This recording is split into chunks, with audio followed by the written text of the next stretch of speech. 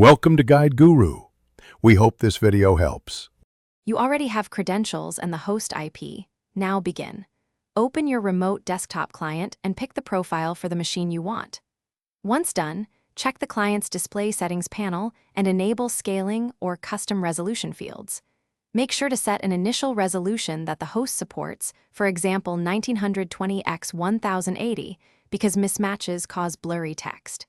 If you see an option for use all monitors, decide now whether you need multiple displays or a single session. You're in the heart of the change. Choose resolution and scaling precisely.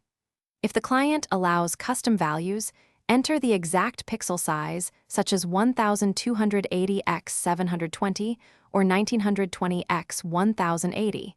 This ensures the remote GUI elements align. Then adjust scaling to 100% for normal DPI or raise to 125-150% for high DPI displays to avoid tiny text.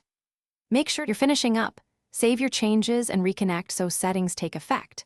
Verify that menus, text, and the cursor align properly. If something looks off, make small tweaks rather than large jumps.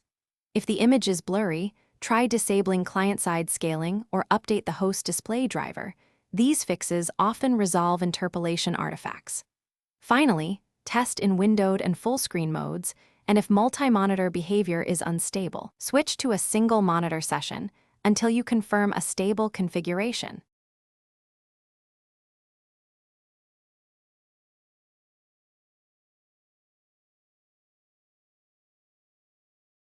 Thanks for watching. Consider subscribing if we helped you today.